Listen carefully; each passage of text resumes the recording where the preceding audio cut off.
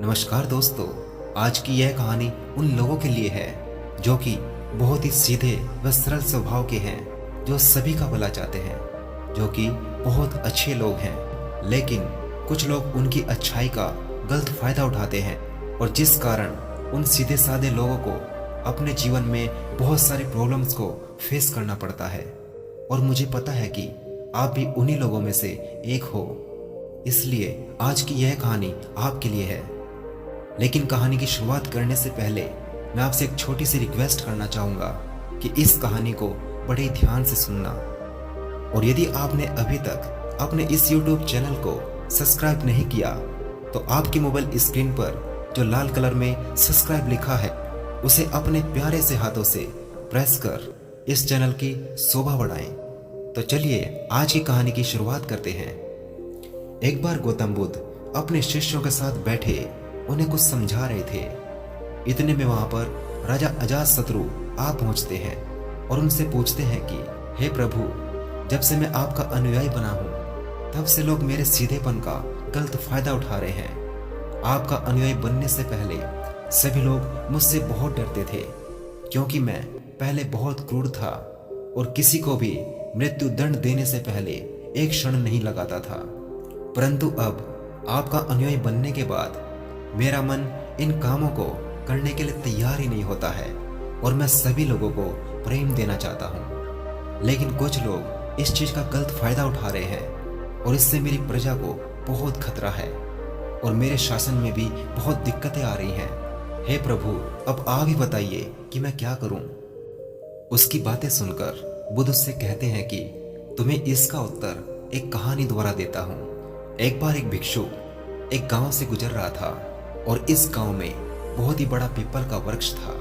भिक्षु सोचता है कि बहुत देर चलते चलते हो गई है, अब कुछ देर के लिए इस पेड़ के नीचे आराम करता हूँ। वो भिक्षु जैसे ही उस पेड़ के नीचे आराम करने जाता है तो कुछ लोग उसको रोक लेते हैं और उससे कहते हैं कि ठहरो, वहां पर मत जाओ, वहां पर एक जहरीला सांप है जिसने बहुत सारे लोगों को डस लिया है और वो बहुत सारे लोगों की हत्या अपने सर पर लिए घूमता है और वो इतना खतरनाक है कि जो भी उसके सामने आता है वो उसे जीवित ही नहीं छोड़ता। उस व्यक्ति की बात सुनकर भिक्षु मुस्कुराते हैं और उस व्यक्ति से कहते हैं कि एक दिन तो सबको मरना ही है, तो अगर मुझे आज मरना है तो इसमें कौन सी बड़ी बात है। आप मेरी चिंता ना करें और मुझे जाने की आज्ञा दें। और इतना कहकर वो भिक्षु वहां पर आराम करने के लिए उस पेड़ के नीचे चले जाते हैं और वहां पर अपना आसन बिछाकर बैठ जाते हैं। कुछ क्षण बीतने के बाद वो जहरीला सांप उस भिक्षुक के सामने आ जाता है और उससे कहता है कि हे व्यक्ति, क्या तुम्हें मुझसे डर नहीं लगता? हर कोई मुझसे डरता है और कई लोग तो मेरे इस डर की वजह से यहाँ आते तक नहीं। यह सुनकर वो भिक्षु मुस्कुराए और बोले, इसमें डरने की क्या बात है, मैं किसी से नहीं डरता, यहाँ तक कि मौत से भी नहीं।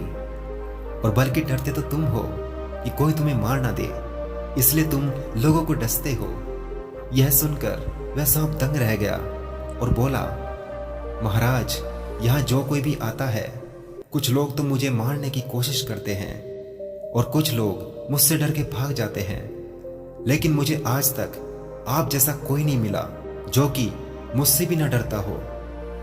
और इतना कहकर उस सांप ने अपना सर उस भिक्षु के कदमों में रख दिया और बोला, महात्मा, आपने बिल्कुल सही कहा कि डरता तो मैं ही हूं और अपने डर की वजह से मैं लोगों को मार देता हूं। मुझे ऐसा नहीं करना चाहिए था। तभी भिक्षु बोले, तुमने बिल्कुल सही कहा, लेकिन जीवन तो एक दिन समाप्त हो ही जाएगा, इसलिए इसको बचाने के लिए दूसरों को मारना सही नहीं है। अपने जीवन के इस मोह को छोड़ दो और दूसरों के लिए प्रेम से भर जाओ। और इतना कहकर वह भिक्षु वहां से चले गए। लेकिन उनकी बातों से वह बहुत ज्यादा प्रभावित हुआ और उसने फैसला लिया कि आज से वह किसी को नहीं डसेगा और अपने क्रोधित स्वभाव को त्याग कर दूसरों को काटना बिल्कुल बंद कर देगा। लेकिन इस सब का नतीजा वो बिल्कुल उल्टा निकला। जब लोगों को इस बात की खबर हुई कि वो सांप अब किसी को नहीं काटता, किसी को नहीं डसता, तो लोग उसका गलत फायदा उठाने लगे। जो उससे डरते थे, दूर भागते थे, वो उसको पकड़ने लगे। उसे पकड़कर उसको खरोंच, उसको चोटें पहुंचाने लगे। और कुछ लोगों ने तो उसको पकड़कर पटकना ही शुरू कर दिया, जिस वजह से वह सांप हमेशा अब घायल ही रहता था। वो अपनी जिंदगी से बहुत दुखी था और वो अपने जीवन के सबसे कठिन व मुश्किल दौर से गुजर रहा था। लेकिन एक दिन फिर से वो भिक्षु उस गांव में आया और उसी पेड़ के नीचे बैठकर विश्राम करने लगा। और तभी उसकी नजर उस सांप पर गई और उस सांप को इतनी बुरी हालत में देखकर वह हैरान हो गया। उन्होंने उससे पूछा, मित्र, तुम्हारी इतनी बुरी हालत किसने की? किसने चोट पहुंचाई तुम्हें? तभी उस सांप ने कहा, हे प्रभु, आपके कहने पर जब से मैंने अपने क्रोधित स्वभाव को त्याग कर लोगों को काटना बंद कर दिया और शांति को अपना लिया, तभी से लोगों ने मेरा गलत फायदा उठाना शुरू कर दिया।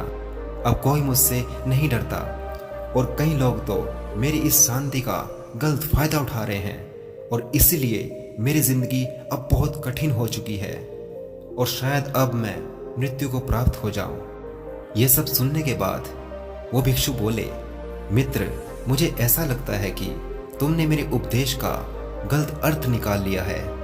मेरे कहने का मतलब था कि बेवजह दूसरों को मत काटो, लेकिन अपनी आत्मरक्षा के लिए मैंने तुम्हें फुफकारने से मना नहीं किया था। और ये पूरी कहानी सुनाने के बाद महात्मा बुद्ध अजातशत्रु से पूछते हैं कि क्या सीखा तुमने इस कहानी से?